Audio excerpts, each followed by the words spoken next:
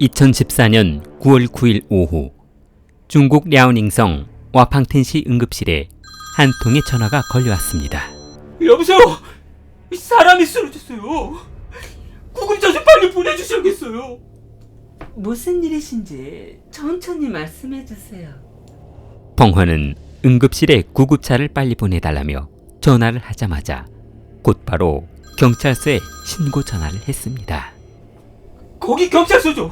여기 와팡텐시 사거리에 있는 아이니 빵집인데요. 빨리 좀 와보셔야겠어요. 무슨 일이신데요? 제가 화장실에 갔다가 그 제빵기에서 빵을 꺼내려고 문을 열고 나와보니까 아내가 바닥에 쓰러져 있었어요. 몸을 움직일 수 없는 것 같아요. 펑허는 경찰서에 신고 전화를 한 후 또다시 그녀의 부모에게 전화를 했습니다.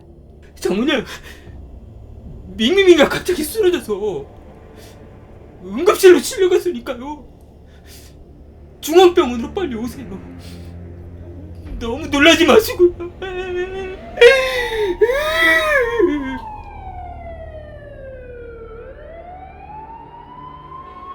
잠시 후 구급차 소리가 울려 퍼지고 그녀는 랴오닝성 와팡딘 중앙병원으로 이송되었습니다. 그러나 응급실에 도착한 그녀를 진찰하던 응급인은 어허, 이거 두개골 골절에 머리에 화상을 입었어요. 생명에 지장이 있을 것 같은데 이 가족분 잠시 이쪽으로 와보시죠. 아니, 의사 선생님, 도대체 이게 어떻게 된 일이에요? 아무래도 따님이 저 상태로는 회복이 불가능할 것 같습니다. 영원히 정상인으로 회복되시기는 어려울 것 같습니다. 뭐라고요? 저희도 최선을 다해서 치료를 해보겠습니다만 장담할 수는 없을 것 같습니다. 그날 밤 밍밍은 수술실로 들어갔고 의사들은 최선을 다해 수술했으나 그녀의 의식을 돌아오게 하지는 못했습니다. 수술실에서 나온 의사들은 그녀의 부모 앞에서 고개를 들지 못했습니다. 그녀는 영원히 의식을 회복하지 못할 것이라며 평생을 식물인간으로 살게 될 것이라고 했습니다. 아이고, 내 발자야. 고생해서 딸자식 키워놨더니 이게 무슨 날벼락이니.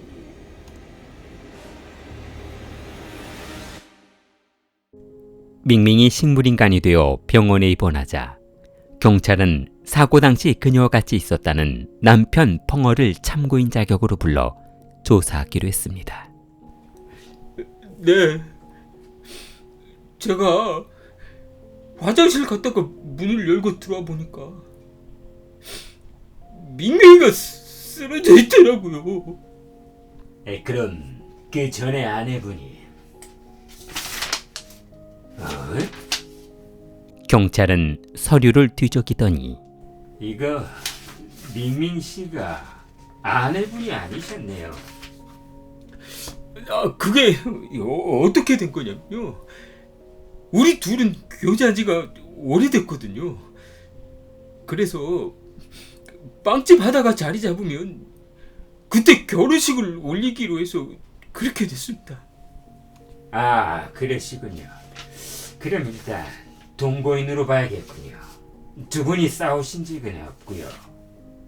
네, 저희는 빵가게를 오픈한 지 얼마 안 돼서 요즘에 돈 버는 재미로 살고 있습니다. 뭐 그러다 보니까 싸울 일도 없었고요. 어디 보자. 이거 아내분이 빵을 만들다 미끄러져서 머리를 다쳤다고 진술하셨네요. 네, 평상시에도 반죽하다가 남은 찌꺼기들 설거지한다고 싱크대에서 주방 기구들을 씻다가 가끔 물이 넘치는 바람에 자주 넘어졌습니다.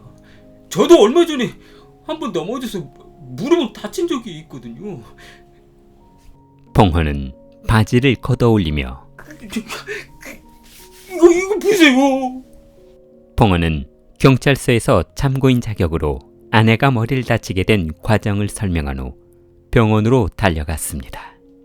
펑어는 식물인간이 된 그녀를 병간호하기 위해 당분간 빵집 문을 닫고 밍밍의 병실에서 그녀를 뒷바라지하기로 했습니다. 그녀의 어머니는 의사와 상담 후 곧바로 2차 수술을 시작했고 그녀가 호전되기만을 기다렸습니다. 그러나 밍밍은 회복될 기미가 보이지 않았는데 아니, 이게 뭐야? 뭔데 그래? 아니, 아무리 그래도 그렇지. 수술비가 이게 뭐예요?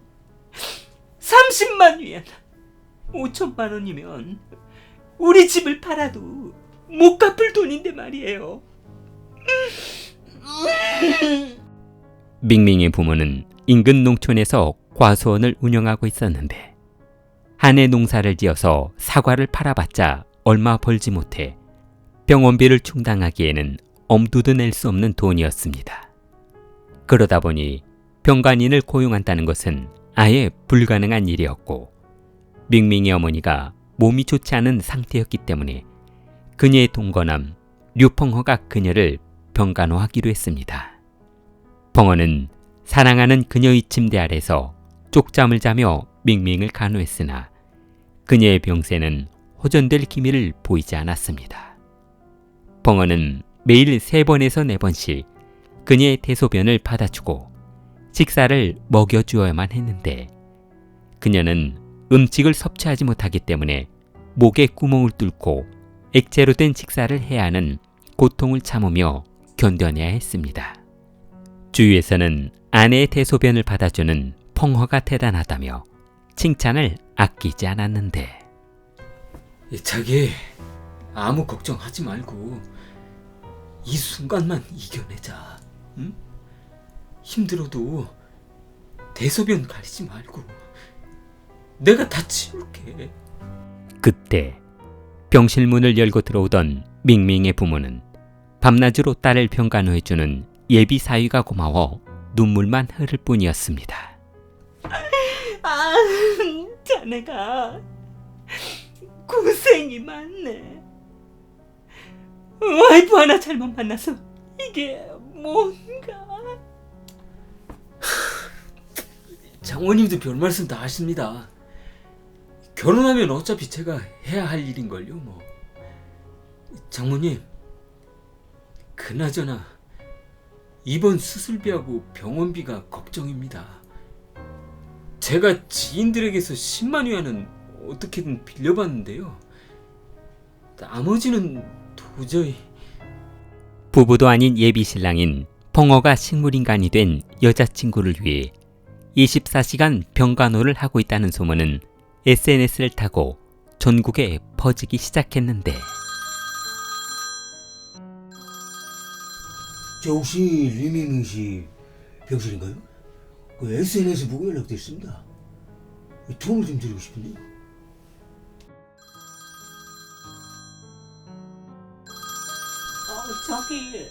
저희가 돈 모금한 거 병원비로 사용하시라고 좀 보내드리라고 하는데요.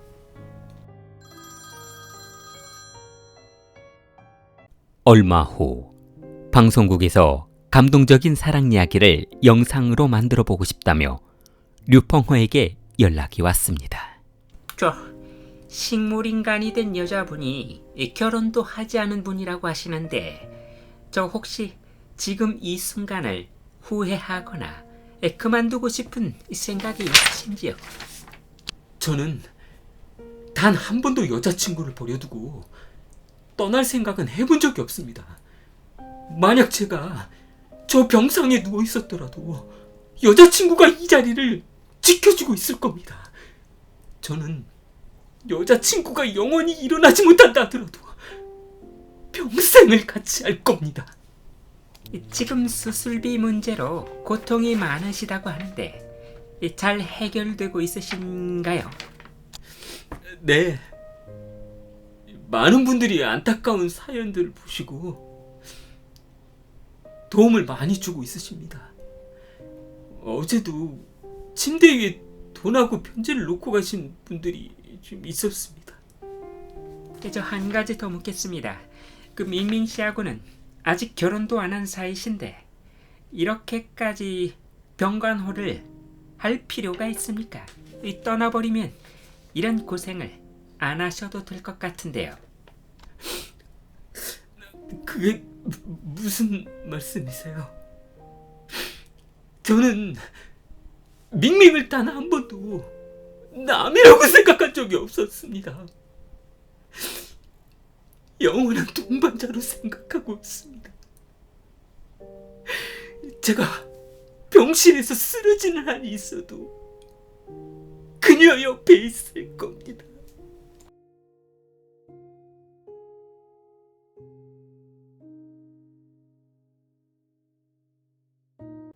(2013년 2월 15일) 류펑허는 같은 또래 사이에서 한참 유행하고 있는 핸드폰 어플에서 주변 애인 찾기를 검색하고 있었는데 그때 마침 아름다운 여성의 사진이 올라와 곧바로 그녀에게 대화 신청을 했습니다.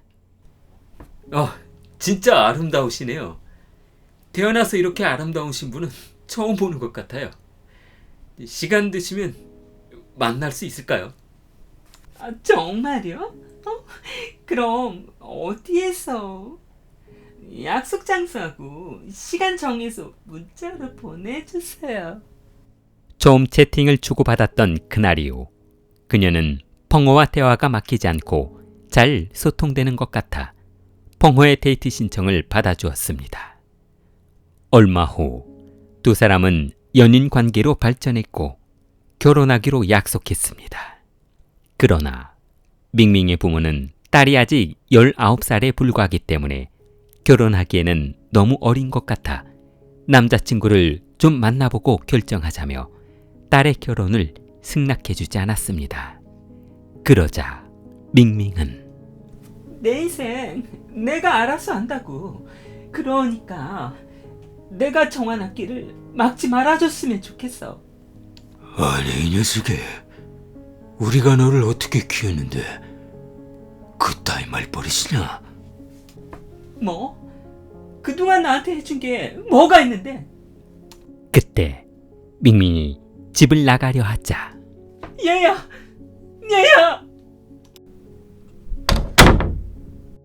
딸은 부모가 반대한다 해도 평호와 결혼하겠다며 집을 나가버렸습니다. 2014년 6월 펑호와 밍밍은 마땅한 돈벌이가 없어 밍밍의 부모의 도움을 받아 시내에 조그만 상가를 얻어 빵집을 운영해 보기로 했습니다. 그러나 딸이 집을 나가 남자친구와 동거하는 것을 못마땅하게 생각한 아버지는 딸 몰래 가게 주위를 배회하며 두 사람을 감시했습니다. 밍밍의 부모는 딸의 병원비가 서민으로서 지불할 수 있는 병원비를 초과하자 그녀를 집으로 옮겨 병간호를 하기로 마음먹었습니다. 딸은 조금씩 건강을 회복하고 있는 것처럼 보였고 돈도 바닥난 마당에 더 이상 병원에 있어야 할 필요가 없을 것 같았습니다.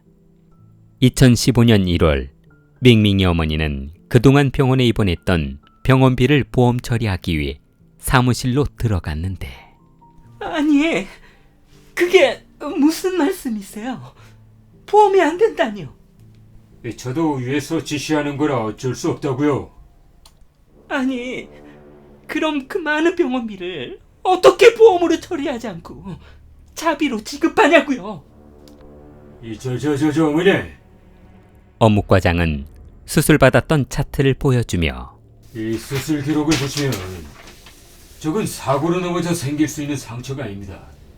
누군가 뒤에서 내려친 상처지 넘어져서 생길 수 있는 상처가 아니란 말입니다.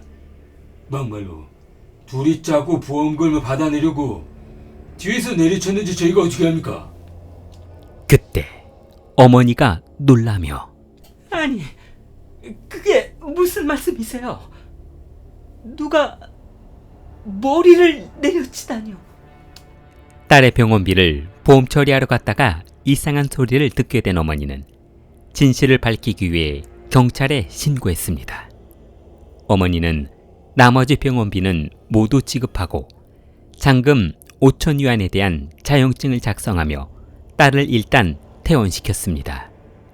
밍밍의 부모는 딸을 류펑허와 살림을 차려 살고 있는 곳으로 옮겨주었고 펑허가 병원에서 간호했던 것처럼 딸을 잘 돌봐주기를 바랬습니다. 그러나 한편으로는 조금 꺼림직한 부분이 남아 있었는데 그것은 태어날 때 의사가 해준 말 때문에 기분이 썩 좋지는 않았습니다.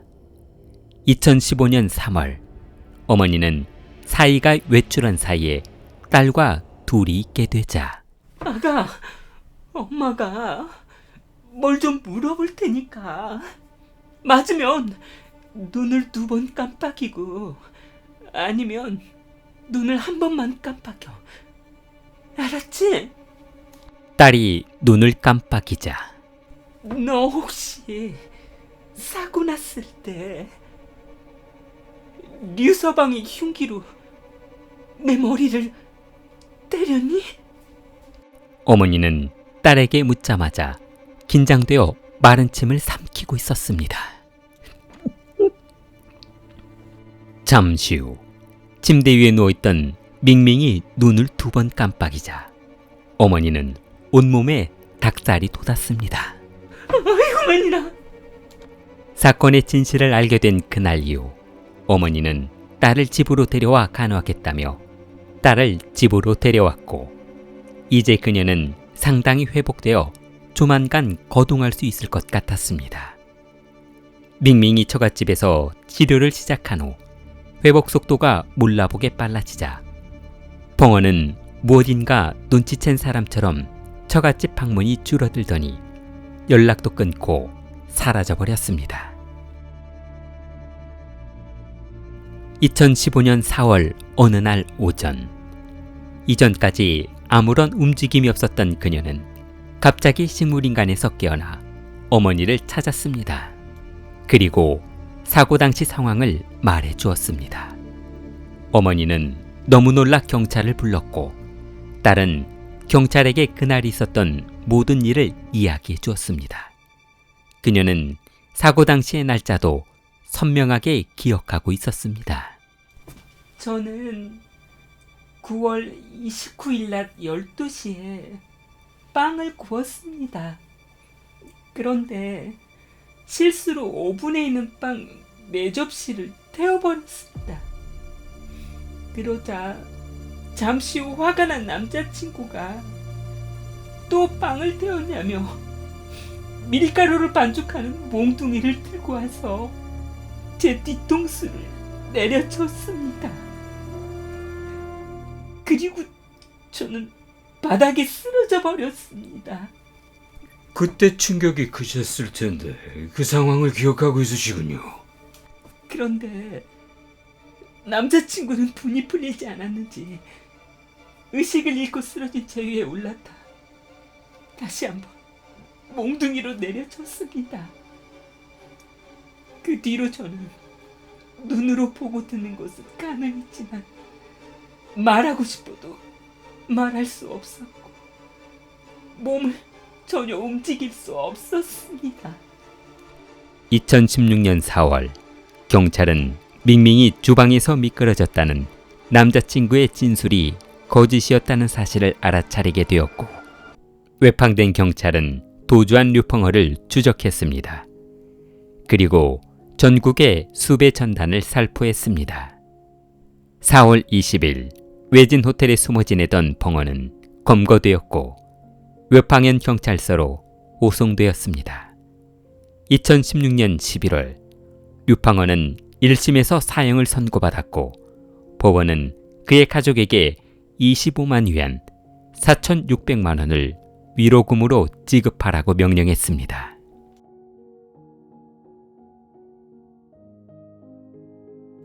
모든 판결이 끝나고 밍밍이 아버지는 지난 과거를 회상하며 딸이 학창시절 공부를 멀리하기는 했지만 자신들이 배우지 못한 한을 풀기 위해 어떻게든 대학에 진학해 주었으면 하는 바람이 있었으나 만남 어플에서 남자친구를 사귀더니 딸이 갑자기 돌변해 부모와 왼수가 되어버렸다며 딸에게 조금 더 신경을 써주지 못했던 과거를 후회했습니다. 킬리를 후원해주시는 멤버십 여러분에게 감사의 말씀을 드립니다. 킬리를 사랑하는 마음을 좋아요와 구독으로 표현해보세요. 킬리였습니다.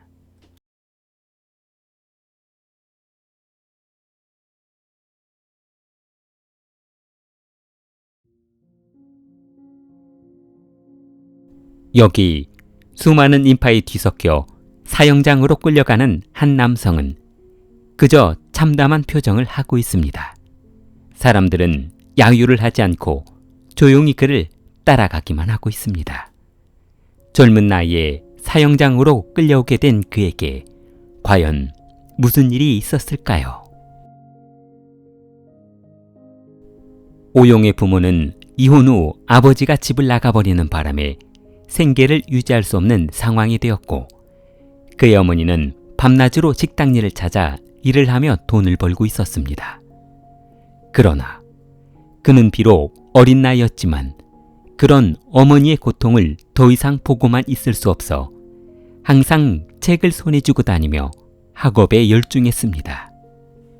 1978년생인 오용은 인생을 바꾸고 싶다면 공부를 열심히 하라는 어머니의 가르침에 초등학교 시절부터 항상 반에서 1등을 놓치지 않았고 고등학교에 진학할 때까지도 성적 우수상을 놓치지 않은 학생이었습니다. 그러나 고등학교까지야 어머니가 어떻게든 보냈다 치지만 대학을 보내기에는 오용의 가정 형편이 너무 어려웠습니다. 어머니는 이른 아침이면 마을 식당에 나가 주방일을 도와주며 몇 푼 안 되는 월급을 받아왔던 터라 모자의 생활은 항상 끼니를 걱정해야 하는 고달픈 인생이 지속되었습니다. 그러던 어느 날 주방에 고기 덩어리라도 조금 남아있으면 아들을 먹이기 위해 싸우기도 했는데 아가, 이거 어서 먹어. 오늘 저녁에 삶은 거라서 맛있을 거야. 어머니는 아들이 식당에서 주인 몰래 싸온 고기를 먹일 때마다 마치 자기 자신이 배부른 것처럼 만족해했습니다. 천천히 먹어, 이 녀석아. 세월은 흘러 어느덧 오용이 고등학교를 졸업하고 대학에 진학할 학년이 되었는데 교실에서 명철은 성철에게 야, 뭐냐? 너는 후배 대학에 진학한다며? 하게 성철이 아버지가 부자잖니. 공부 못해도 일단 집에 돈을 써야 한다니까. 나는 대학원 고사하고 시내에 일자리나 알아보든지 집에서 농사나 줘야겠다. 아, 그런데 오영아, 너는 대학 어디로 가게 됐어? 그게 너도 참, 오영이가 어디 대학을 가고 뭐 니까는 무슨 상관이냐? 네 인생이나 걱정해라 임마. 세상에서 제일 어리석은 걱정해 연예인 걱정하고 오영이 걱정이라고 하더라. 우리 학교 우등생인데 뭐 알아서 좋은 대학 가겠지. 그렇지 오영아? 그래. 그날 밤 친구들의 진로가 정해졌다는 것을 알게 된 오용은 어머니에게 대학 진학에 대한 문제를 털어놓았습니다. 엄마, 그래 아들. 혹시 나 대학에 가는 건 어떨까? 어머니는 아들 눈을 바라보지 못하며 오영아, 미안한데 우리 형편이. 오용은 어머니가 상처받을 것이 걱정되어 더 이상 말을 꺼내지 않았습니다. 그때 어머니가 울먹이며 오영아, 엄마가 너 하나만은 꼭 대학에 보내고 싶었는데 도저히 입학금을 마련할 수가 없구나. 이걸 어쩌면 좋니?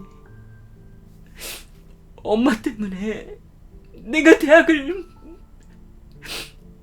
못 간 상처를 가슴에 평생 안고 살게 될 텐데 말이야. 며칠 후 담임 선생님은 오용이 대학 진학에 대한 아무 말이 없자 교무실로 오용을 불렀습니다. 그래 오영아, 어머니하고 상의는 해봤니? 오용은 풀이 죽은 말투로 네. 그래, 어머니는 뭐라고 하시든 대도시 유명 대학으로 보내시겠다고 하시지. 그게요. 왜? 아니면 지방대학교 의대나 약대를 생각하시나? 저 대학에 안 가려고요. 뭐라고?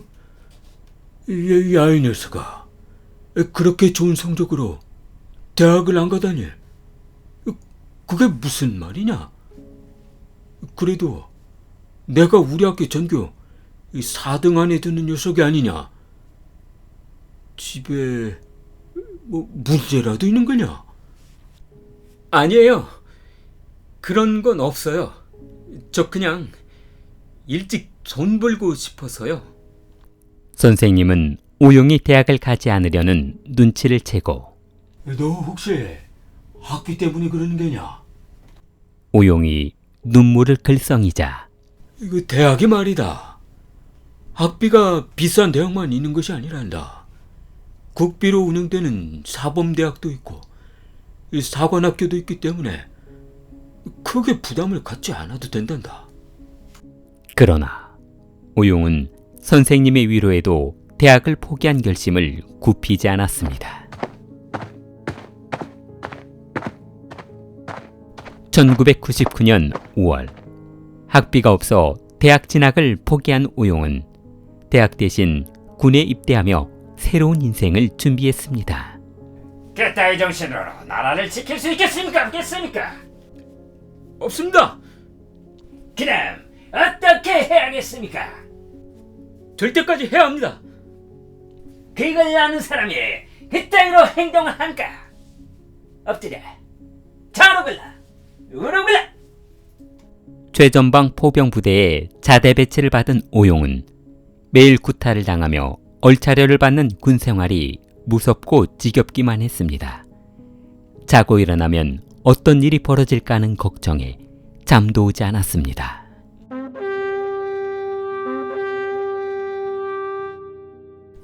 이상! 자, 오늘은 유격 훈련이다. 모두 군장 써서 연병장에 집합한다. 선착순 알겠습니까? 네, 알겠습니다. 부대원들과 훈련을 나간 오용은 이제 막 군 생활을 시작하고 6개월밖에 되지 않았지만 자신이 지금 하고 있는 행동에 웃음만 나올 뿐이었습니다. 오용은 시간 날 때마다 어머니에게 편지를 보냈는데 어머니, 잘 지내시죠? 저는 한참 군 생활에 적응하고 있는 신병이랍니다. 처음 입대할 때는 나중에 장교가 돼서 어머니에게 효도하고 싶다는 생각이 가득했는데 막상 실제로 군 생활을 해보니 생각과는 너무 달랐습니다. 매일매일 구타로 온몸이 멍들었고 얼차려며 폭언은 군 생활을 지속해야 할지 말아야 할지 갈등이 생기게 하고 있습니다. 오용이 군에 적응 못하고 있는 이유는 공부하고 싶었던 인생과는 전혀 다른 길을 가고 있기 때문이었습니다. 유격 훈련을 나간 2000년 5월 어느 날 부대원과 보초를 서던 오용은 지난 자신의 꿈을 털어놓았는데 오용의 이야기를 듣고 있던 고참은 이 자식이 이거 웃긴 놈이네. 야, 한번 군대 왔으면은 지난 일은 잊어야 돼. 언제까지 과거에 얽매이고 살 거야? 얼마 정신 차려! 그래도 저는 제대하고 다시 공부해서 대학에 갈 겁니다. 더 이상 헛짓거리 하지 말고 네 어머니도 그렇다. 임마. 환경이 안 되면은 아들을 대학 가는 것을 포기를 해야지. 너네 어머니도 참 답답하다. 답답해. 개만이 그 아들이 하더니 야 안 봐도 화나다 화나. 그런데 왜 우리 어머니 얘기를 그렇게 말씀하십니까? 아니 그런데 이 자식이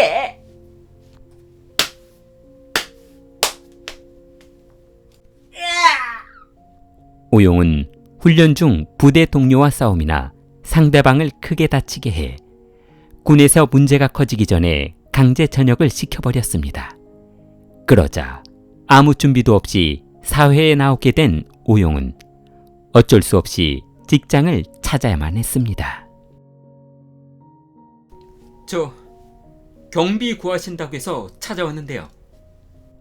경비원을 모집한다는 공고를 보고 찾아간 오용은 그날부터 제약회사 경비원 일을 시작하게 되었고, 사람 왕래가 적은 저녁 경비 시간에는 책을 보며 공부해 시험 준비를 했습니다.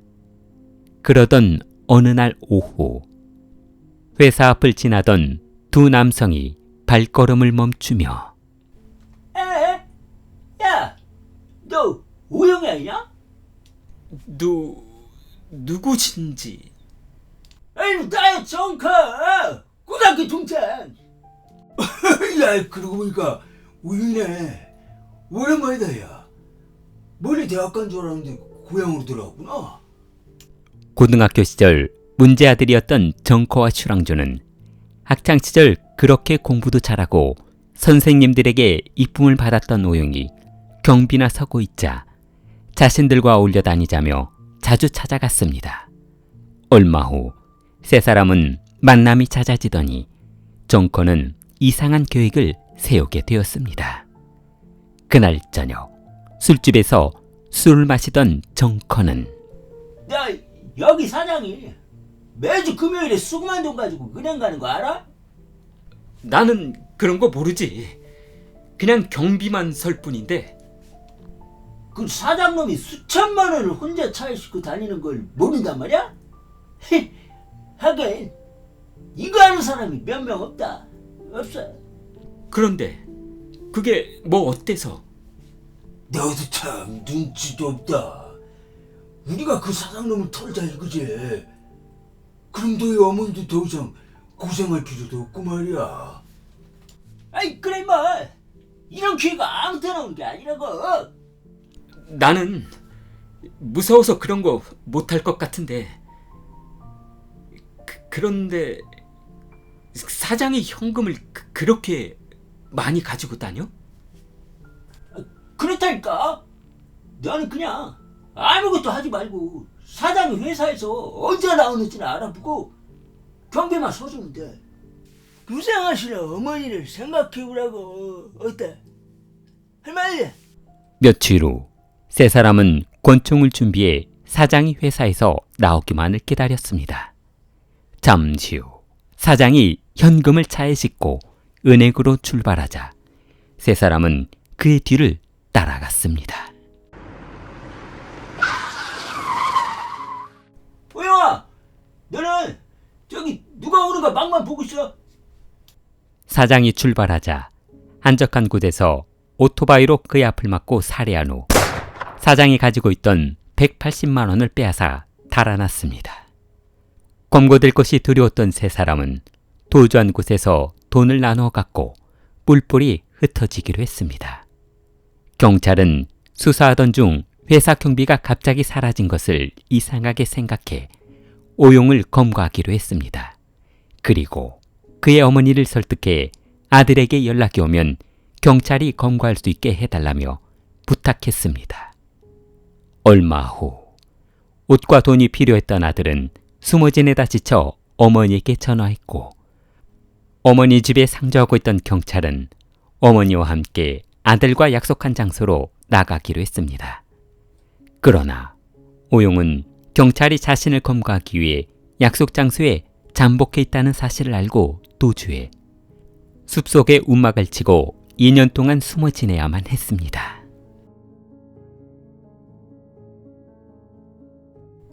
산속 움막에 숨어 지내던 오용은 더 이상 먹을 것을 구하지 못하자 동료들을 만나 다시 강도짓을 계획했습니다. 그들은 고속도로 요금소가 현금만 받는다는 것을 알고 요금소를 털기로 했습니다.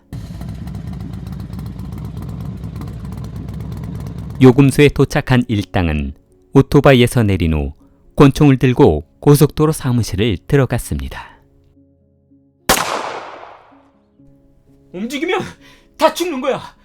얼른 가방에 돈답을 담아. 목숨만 살려주세요. 너는 서랍 안에 있는 돈 다 담고 나머지는 움직이지 마.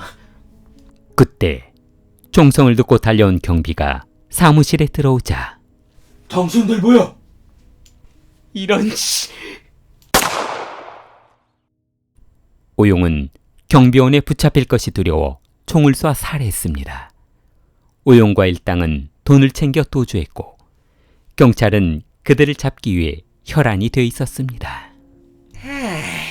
도대체 이 미꾸라지 같은 놈들은 어디에 숨어 있는 거야? 그러게 말입니다. 신출귀몰하고 정착지가 없다 보니까 수사하기가 너무 힘듭니다. 경찰은 오용 일당이 2003년 9월 11일 위성관측소 경비를 살해하고 금품을 빼앗은 사건과 2003년 10월 2일 그리고 2008년 11월 1일에도 고속도로 요금소를 털었던 적이 있어 경찰은 그들을 검거하기 위해 혈안이 되어 있었습니다.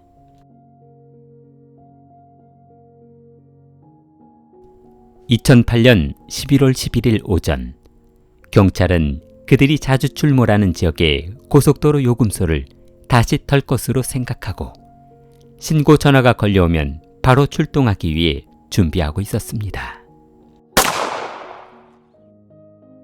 그러나 돈만 챙겨 달아난 오용 일당은 경찰에 잡히지 않았고 오용은 다음 범죄를 계획하게 되었습니다. 2009년 3월 오용은 윈난성 슈이마 고속도로 톨게이트의 요금소를 털기 위해 인원을 보충하기로 했는데 이 정보를 알게 된 경찰은 신분을 위장해 잠복해 있다가 만나기로 한 사람처럼 약속 장소에 나가 기다리고 있었습니다. 그리고 마침내 오용 일당을 검거했습니다. 2009년 9월 24일 이빈 법원은 오용과 일당에게 살인, 강도 등의 혐의로 사형을 선고했습니다. 어려운 가정 형편으로 아들을 대학에 진학시키지 못했던 어머니는 법정에서 지난 과거를 후회하며 통곡하고 울었습니다. 만약 그때 아들에게 계속해서 공부를 시켰다면 지금처럼 사형수 죄수복은 입고 있지 않았을 것이라며 아들에게 못다해준 자신이 원망스러울 뿐이라고 했습니다. 모범생에서 친구를 잘못 사귄 남성의 실수로 인생이 뒤바뀐 사건이었습니다. 오용은 2011년 10월 20일에 처형되었습니다. 킬리를 후원해 주시는 멤버십 여러분에게 감사의 말씀드립니다. 킬리를 사랑하는 마음을 좋아요와 구독으로 표현해보세요. 킬리였습니다.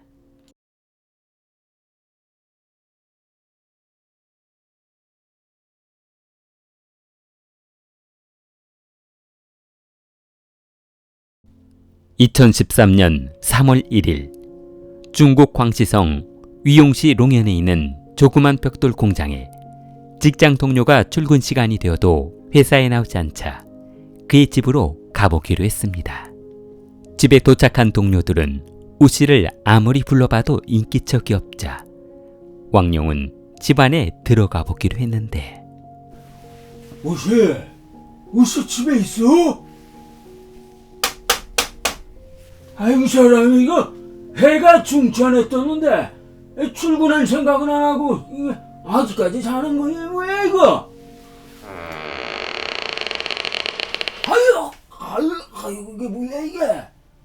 아이 가스레인지 이거 뭘 올려놨나? 이게 무슨 냄새야?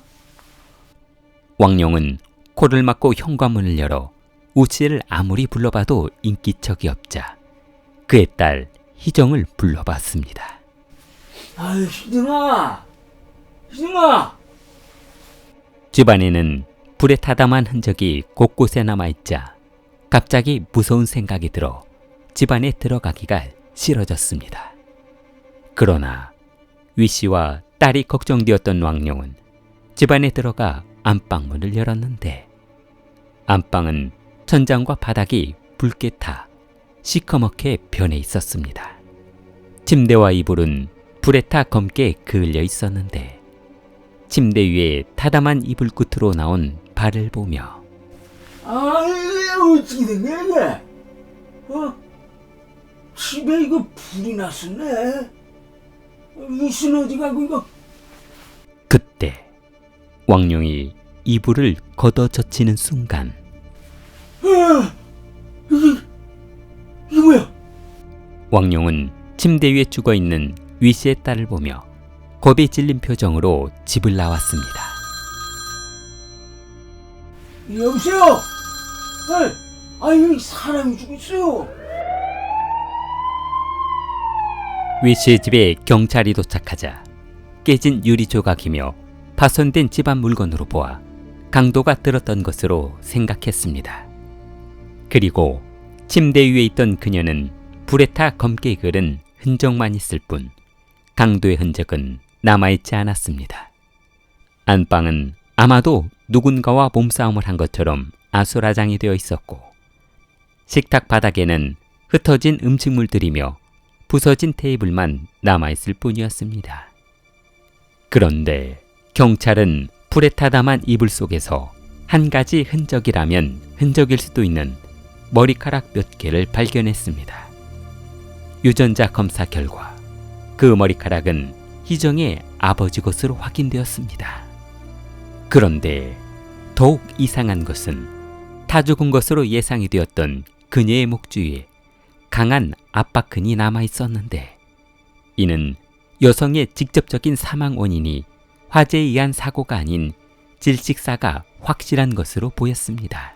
한 가지 더 이상한 것은 희정은 옷이 벗겨진 채 이불 속에서 살해당해 있었고 아버지의 머리카락이 떨어져 있는 것으로 보아 강도 사건이 아닌 가족 간의 문제로 인한 살인 사건일 것이라는 생각이 들었습니다. 경찰은 시신을 곧바로 부검실로 옮겨 부검해 보기로 했습니다. 잠시 후 반장님, 이거 피의자 여성에서 이런 게 발견됐습니다. 뭔데 그래? 어디? 이 검사 기록 줘봐. 피의자 여성의 아버지의 흔적이 발견됐습니다. 뭐라고? 아니, 무슨 그런 말도 안 되는 말을 하고 있어? 그 아버지라는 사람 바로 수배 때리고 이동 경로 한번 밝혀봐. 그리고 말입니다. 뭔데? 말해봐. 부검의의 소견을 보면 남성의 흔적은 여성이 사망한 후에 발생한 폭행흔이라고 합니다. 경찰은 인근 여관과 숙박업소 그리고 공장들에게 아버지 우호 씨의 사진과 함께 수배 전단을 보냈습니다. 그러자 얼마 후 인근 벽돌 공장에서 수배 전단에 나와 있는 남성과 똑같은 남자가 공장에서 일하고 있다며 제보해 현장으로 출동했습니다. 경찰이 벽돌 공장에 도착했으나 위호 씨는 전혀 도망칠 생각을 하지 않고 순순히 검거되었습니다. 경찰은 허 씨를 취조하기 위해 조사실로 끌고 갔습니다.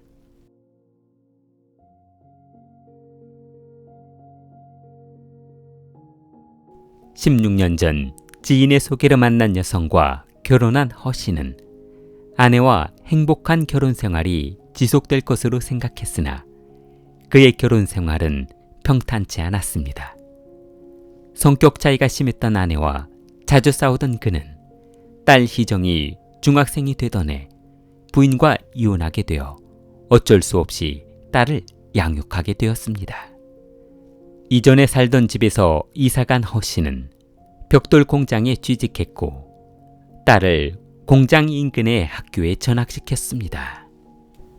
희정아, 아빠가 최대한 집에서 가까운 학교로 알아봤으니까 집에서 다니기도 수월할 거야.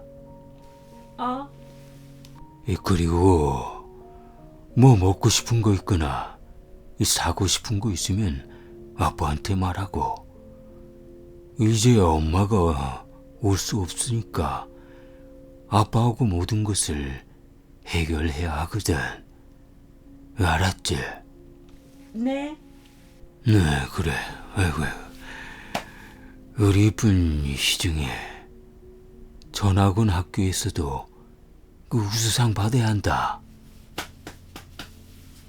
허씨는 아내와 보내는 시간보다 차라리 딸과 함께 지내는 생활이 행복했습니다. 그러나 그의 난폭한 술주정은 이혼한 후에도 멈출 줄 몰랐습니다. 이혼한 아내와의 이혼 문제가 술만 마셨다 하면 아내를 두들겨 패는 아주 난폭한 성격이었기 때문이었는데, 회사 일이 끝난 후 직원들과 회식을 하거나 술을 한잔 하는 날에는 어김없이 지갑 물건을 부수고 희정을 구타했습니다. 야, 아빠 말이 말 같지 않은 거냐? 응? 그래? 네 애미도 나를 무시했으니까 딸년도 애비를 무시한다. 그래. 집구석으로 잘 돌아간다. 허씨는 식탁 테이블에 유리컵을 두드리며 야, 술 가져오라고 분명히 말했을 텐데. 아빠, 무서워요. 저 엄마한테 갈래요. 허씨는 의자에서 벌떡 일어서며 엄마. 그놈의 엄마 좀 그만 불러라. 아주 지긋지긋하다. 네 애미는 벌써 어떤 남자하고 잘 살고 있을 거니까 아무 걱정하지 말라고. 한바탕 전쟁을 치른 허씨는 술에 취한 채 안방으로 들어가 침대에 엎드린 채 잠이 들어버렸습니다.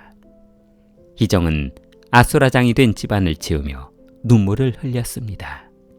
최대한 빨리 집에서 나가고 싶을 뿐이었습니다. 얼마 후 일을 마치고 집으로 돌아온 허씨는 최근 귀가도 늦어지고 공부도 하지 않은 딸이 걱정이 되어 전화를 해봤습니다.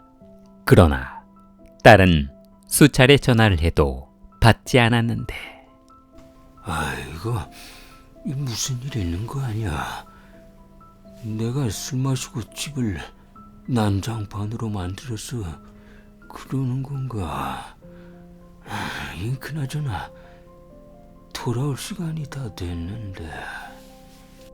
다음 날 허씨는 퇴근 후 직장 동료들과 집에서 간단한 요리를 준비해 식사 겸 술을 한잔 하기로 했습니다.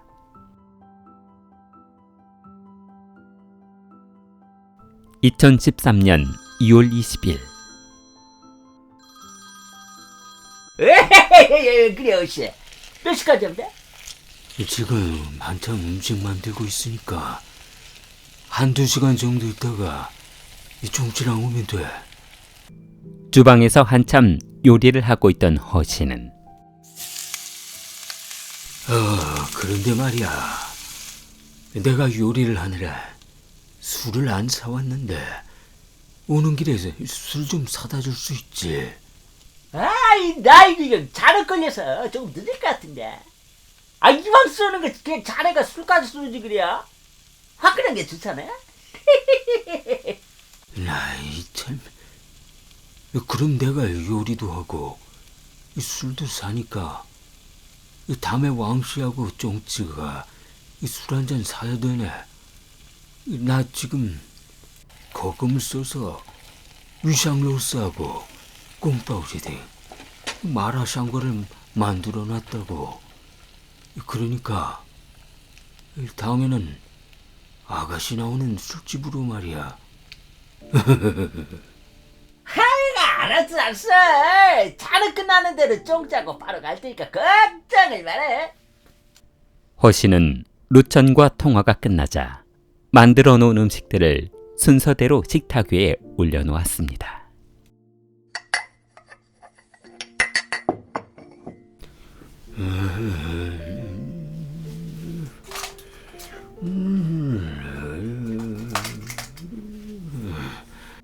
허씨는 동료들과 술을 한잔할 생각에 마음이 들떠 있었는데 자, 이 정도면 음식 준비는 완벽한 것 같고, 그럼 이 술이나 사러 갔다 와 볼까?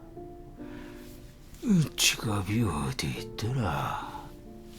요리를 마친 허씨는 안방에서 지갑을 챙겨 마트로 향했습니다. 잠시 후 현관문 열리는 소리가 울려 퍼지고 나 왔어. 희정은 아빠를 찾지도 않고 곧바로 자기 방으로 들어가 버렸습니다. 옷을 갈아입은 희정은 집안에 아무도 없다는 것을 알고 화장실로 들어가 간단하게 세면을 하려고 했습니다. 그런데 화장실로 걸어가던 희정은 식탁 위에 많은 음식이 장만해 있자 뭐야? 집에 좀 늦게 들어왔더니 정신이 좀 드셨나?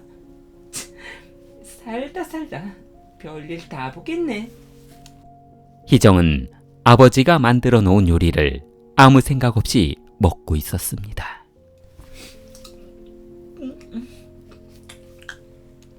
식탁 위에 있던 요리를 다 먹어치운 희정은 식곤증이 밀려와 화장실에 들어가 간단히 씻고 방에 들어가 잠을 자려 했습니다.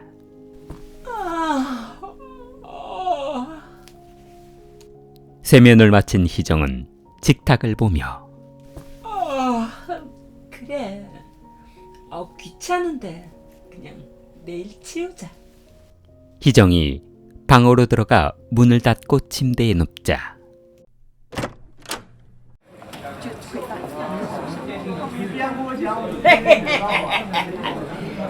이게 살다 보니까 이 옥수수를 다 얻어먹네 그리야. 그러게 말입니다요. 세 사람은 신발을 벗고 슬리퍼로 갈아 신은 후 시원한 맥주를 마실 생각을 하니 한참 기분이 들떠 있었습니다. 그런데 식탁 앞에 선 왕루천은 이게 뭐야? 하시, 이게 뭐냐고? 우리 보고 이게 먹다만 음식 찌꺼기나 먹으라는 거야. 뭐야 이거? 이게 어떻게 된 거지? 야, 참 어이없구만. 이 살다 이런 거 오늘 처음이네. 잠시만. 이 뭔가 오해가 있는 것 같은데, 분명히 술 사러 가기 전까지는 내가 분명히 술안주를 만들어 놨다고. 참나 이거 살다 이런 황당한 꼴은 처음 당해보네 그리야. 루천은 허씨를 노려보며 역시 사람이 없이 산다고 없이 여기는 거야. 뭐야? 없이 산다고 이렇게 사람을 놀리고 그럼 재밌냐? 어이, 그냥 갑시다. 앞으로 상종만 하면 되지 뭐. 나 참 어이가 없으려니까.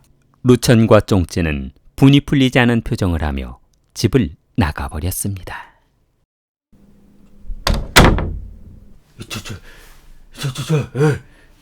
직장 동료들이 집을 나가버리자 허씨는 자신이 요리해 놓은 음식을 먹을 사람이라고는 딸밖에 없을 것이라는 생각을 하고 발로 희정이 잡고 있는 방문을 걷어찼습니다. 야, 일어나봐. 야, 일어나보라고. 허씨가 침대에서 희정을 일으켜 세우자 잠에서 깬 희정은 무서워 아무 말도 하지 못했습니다. 회사 사람들 앞에서 나를 개망신을 줘? 괴망선을 주냐고. 그게 너 처먹으라고 만들어 오는 음식인 줄 아냐고. 잘못했어요. 허 씨는 희정이 잘못했다며 빌었지만 분이 풀리지 않아 계속해서 때렸습니다. 그때 희정이 일어서며 나 이렇게 살 바야 차라리 술집이나 나가서 일할 거야. 이 집구석에서 나갈 거라고. 뭐야? 이 자식이. 내비가 너를 어떻게 키우는데 그따위 말버릇이야. 왜? 내 마음대로 살 거라고. 술집에서 몸 팔고 춤추고 산다는데 아빠가 무슨 상관이냐고. 이게 부자부자하니까. 순간 허 씨는 그동안 곱게 키웠던 희정이 자신을 배신하는 것처럼 느껴져 배신당하는 기분을 참을 수 없었습니다. 분노를 참지 못한 허 씨는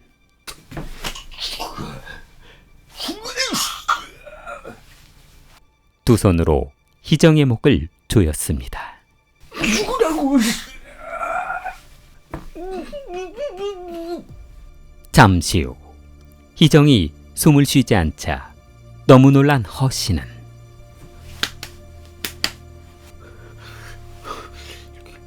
희정아,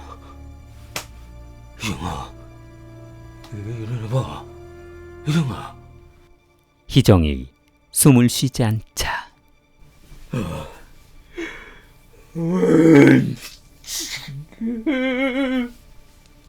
허 씨는 주위를 두리번거리더니 마치 도둑 든 것처럼 꾸미기 위해 집안 물건을 때려 부수기 시작했습니다.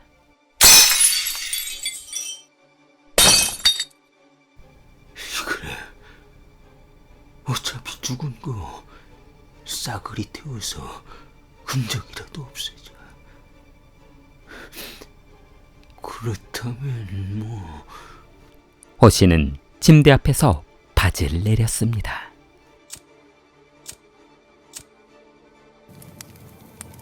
허 씨는 도둑이 물건을 훔치고 도망간 것처럼 만들어 놓은 후 안방에 불을 붙이고 집을 나가버렸습니다.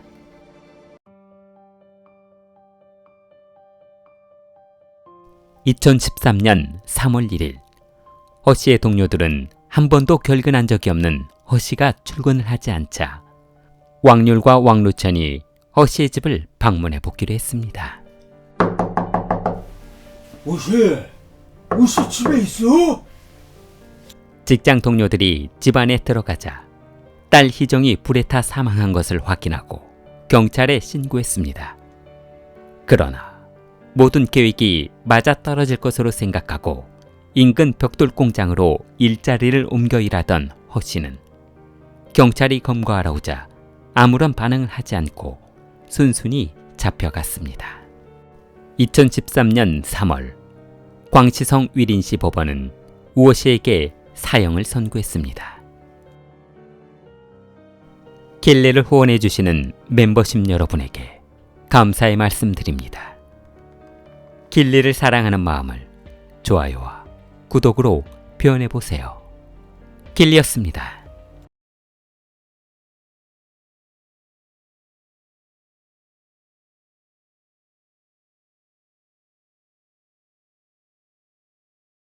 학창 시절부터 난폭하기로 소문난 쉬리는 중학교에 들어가서도 버릇을 고치지 못하고 다른 사람들의 물건에 손을 대기 시작하면서 절도 혐의로 체포되고 말았습니다. 중국 절강성 타이저우 린하이시에서 태어난 쉬리는 어린 나이에 아버지가 일찍 돌아가시는 바람에 홀어머니 아래 성장해야만 했고, 그가 성장하는데 가정 형편이 어려운 것이 가장 큰 문제였지만 금전적인 문제를 해결하기 위해 다른 사람의 물건을 탐하기 시작했습니다. 그 뒤로 그의 인생은 급속도로 변해갔습니다. 중학교를 중퇴한 쉬리는 생계를 위해 인근 시멘트 공장에 취직했는데, 어이, 슈리!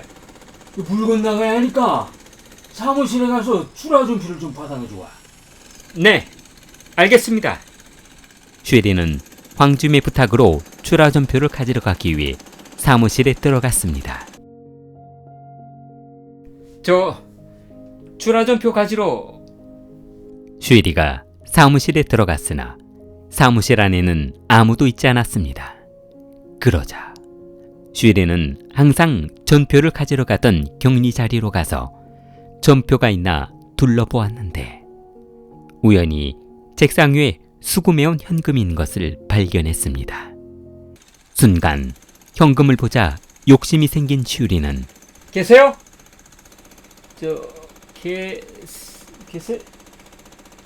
슈이리는 사무실에 아무도 없다는 것을 알고 호주머니에 돈을 집어넣은 후 도망쳤습니다. 그때 화장실에 갔다가 사무실로 돌아오던 경리는 저기요. 황급히 달아나는 슈이리를 보았고 책상에 있던 돈이 사라진 것을 알게 된 그녀는 경찰에 신고했습니다. 슈이리는 어린 나이에 사무실에 있는 돈을 훔치다 걸리는 바람에 검거되어 린하이 법원에서 징역 3년형을 선고받았습니다. 1971년생인 슈이리는 한참 공부해야 할 시기를 교도소에서 보내야만 했습니다. 교도소에서 노동교화를 하던 슈이리는 혹독한 노동일을 하다 뇌수막염에 걸려 타이저우 병원으로 보내졌고 그는 그곳에서 한 달간 입원 치료하며 치료를 시작했습니다. 1993년 9월 3일 형을 마치고 풀려난 슈이리는 전과 때문에 취직이 어렵다는 것을 알고 걱정이 많았는데 이거 어디 가서 뭐 해서 먹고 산다. 집에 가봐야 엄마한테 혼날 것이 뻔하고 그렇다고 학교를 다시 다닐 수도 없고 말이야. 담배를 피우며 먼 산을 바라보던 슈이리는 갑자기 교도소에 복역 중 병원에서 치료를 받았던 기억이 떠올랐습니다. 가만히 있어봐. 그래, 병원이 저녁에는 사람이 아무도 없었단 말이야. 그날 밤 슈이리는 허리춤에 망치를 숨기고 직원들이 퇴근한 병원으로 들어갔습니다. 망치로 경비원을 제압한 슈이리는 업무실로 들어간 뒤 금고를 털어 그 안에 있던 8,000위안을 가지고 도망쳤습니다. 슈이리는 어린 나이에 많은 돈이 생기자 환경이 좋지 못해 공부하지 못했던 한을 풀기 위해 타이저우 보건학교에 진학했습니다. 그러나 강도짓으로 쉽게 번 돈으로 여자친구에게 흥청망청 쓰다 보니 가지고 있던 돈을 모두 써버렸고 그녀와 결혼을 약속하고 나니 학업의 중요성에 흥미를 잃어 1학기 만에 학업을 중단했습니다. 1994년 7월 슈이리는 돈이 떨어지자 절강성 린하이시에 있는 청난 신용협동조합에 들어갔는데 꼼짝마. 너 서랍에 있는 돈 다 가방에 담고 금고 열어. 저는 금고 비밀번호 몰라요. 닥치고 빨리 금고나 열라고. 슈이리는 여직원이 금고에 있는 것을 협조하지 않자 발로 금고를 걷어찼습니다. 한참을 걷어차던 슈이리는 분이 풀리지 않는 말투로 야, 좋은 말 할 때 금고 열어. 안 열면 총으로 쏴버릴 거야. 정말 몰라요. 슈이리는 여직원을 살해한 후 서랍에 있던 돈을 훔쳐 달아났습니다. 그러나 잠겨있던 금고는 열지 못해 금고 안에 있던 돈을 가지고 나오지 못하자 계속 금고 속의 돈이 머릿속에 남아 아주 아쉬워했습니다. 슈이리는 은행을 털어보니 검거될 위험이 크고 금고가 잠겨있으면 돈을 빼앗기 쉽지 않다는 것을 알게 되었습니다. 은행 대신 현금이 많이 들어올 만한 곳을 생각해봤습니다. 그래, 조그만 백화상점에 시계점도 있고 금방도 있으니까 차라리 그쪽에 현금도 많을 거 아니야. 1994년 11월 슈이리는 창신형에 있는 백화상점을 털었는데 금품을 강탈하던 중 그대로 물건을 털다가는 경비원에게 발칵될 것이 두려웠습니다. 아이씨, 귀금속 서랍 열다가 소리라도 나면 경비원이 깨어날 텐데. 쉐리는 주머니에 넣었던 칼을 꺼내 경비원이 잠들어 있는 방으로 들어갔습니다. 그때 경비원이 놀라 깨어나며 당신 뭐야?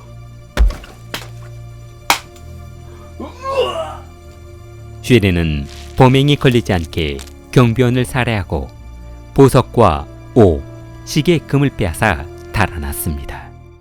이때 강도짓에 빼앗아간 금액만 약 72만 위안, 하나로 1억 3천만 원에 달했습니다. 쉐리는 강도짓으로 금품을 털어보니 비록 사람을 죽이기는 했으나 현금을 가져오는 것보다 더 큰 금액을 받을 수 있다는 것을 알고 귀금속점을 털기로 했습니다. 1995년 12월 6일 저녁 12시 베트남에서 성능 좋은 총기를 구입한 쉐리는 닝봉 오아시스 보석점을 털었는데 강도짓을 하던 중 경비원 2명을 살해하고 120만 위안 상당의 귀금속을 빼앗아 달아났습니다. 쉐리는 린하이로 돌아온 후 집마당에서 금 장신구를 녹여 골드바를 만든 후 금방에 팔아버렸습니다. 그리고 1998년 4월 7일 새벽 소홍연 공금 빌딩으로 몰래 들어가 경비원을 살해하고 현금을 강탈했습니다. 그가 떠나고 아무런 증거를 찾을 수 없었던 경찰은 범인이 현장에 버리고 간 것으로 의심되는 라이터를 찾아내 지문을 채취했으나 쪽지문만 남아있을 뿐 정상적인 지문이 남아있지 않아 용의자를 찾는 데 실패했습니다. 1998년 4월 쉐리는 범행을 멈추었는데 그가 마지막으로 강도짓을 멈춘 이유는 아내가 딸을 출산했기 때문이었습니다. 이제 한 아이의 아버지로 그리고 가장으로 살 생각을 하니 더 이상 강도짓을 하고 싶지 않았습니다. 그러나 딸이 성장하자 마땅한 돈벌이가 없었던 쉐리는 쉽게 돈을 벌 수 있는 강도짓을 멈출 수 없었는데 2004년 1월 22일 새벽 쉐리는 문 닫은 주지백화점을 털기로 계획했습니다.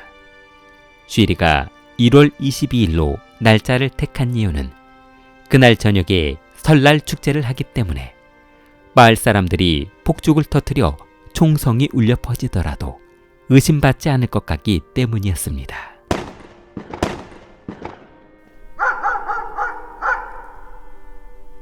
어제 보니까 경비원이 하나 자고 있는 것 같던데. 뒷문을 열고 백화점으로 들어간 쉐리는 숨을 죽이며 조심스럽게 경비실 있는 쪽으로 걸어갔습니다. 경비실 앞에 선 쉐리는 창문 너머 안을 들여다보았더니 경비원이 침대에 누워 잠들기 위해 텔레비전을 보고 있었습니다. 쉐리가 조심스럽게 경비실 문을 열고 들어가자 아무것도 모르고 있던 경비원은 뒤에서 소리가 나자 너무 놀라 뒤를 돌아봤습니다. 뭐야? 쉐리는 칼로 경비원 복부를 찌르며 움직이지 마. 소리 지르지 않으면 목숨만은 살려주지. 그때 너무 놀란 경비원은 사무실을 나와 도망쳤는데 경비원이 도주하자 신고할 것이 두려웠던 쉐리는 경비원의 허벅지를 향해 총을 쏴버렸습니다. 피를 흘리며 바닥을 기어가는 경비원을 쫓아간 쉐리는 그의 머리 위에 서며 어이, 소리 지르지 말라고 분명히 경고했을 텐데. 밖에서 폭죽 터뜨리기 때문에 내가 총 한 발 더 쏜다고 달라질 건 없어. 살려주십시오. 쉐리는 피 흘리고 있는 경비원을 보더니 총을 내려놓으며 당신 운 좋은 줄 알아. 내 딸한테 감사한 줄 알라고. 경찰에 신고하면 찾아가서 죽여버릴 거야. 쉐리는 딸이 생긴 이후로 돈은 훔치되 사람은 죽이지 않겠다는 맹세를 했던 터라 이전 같으면 살해했을 경비원을 딸을 생각하며 살려주었습니다. 군품을 털고 아무런 흔적을 남기지 않은 쉐리는 경비원이 범인의 얼굴을 보지 못했다며 진술을 하지 않아 경찰은 용의자의 인상착의조차 알아낼 수 없었습니다. 2007년 11월 6일 쉐리는 주짓이 자유로 보석상을 털기 위해 전기 충격기로 경비원을 기절시켜 쓰러뜨린 후 보석을 훔쳐 달아났습니다. 경찰은 그가 총 7번의 보석점을 털고 4명을 살해하는 동안 인상착의조차 알아내지 못해 몽타주도 만들지 못했습니다. 그러자 경찰은 시민들의 도움을 받기 위해 2004년부터 전국에 수배 전단을 뿌렸는데 강도 사건 용의자 단서를 제공하는 사람에게 현상금 20만 위안을 지급하겠다고 했습니다. 그러자 경찰의 끈질긴 노력으로 절강성 소홍시의 한 도박장에서 자꾸만 돈을 잃던 도박꾼이 화가 나 담배를 피우던 중 어디선가 많이 본 사람이 있는 것 같아 곰곰이 생각을 해보니 현상 수배 전단에서 본 것 같다며 경찰에 신고했습니다. 신고를 받고 출동한 경찰은 현장에서 쉐리를 검거했고 22년 추적 끝에 그를 검거할 수 있게 되었습니다.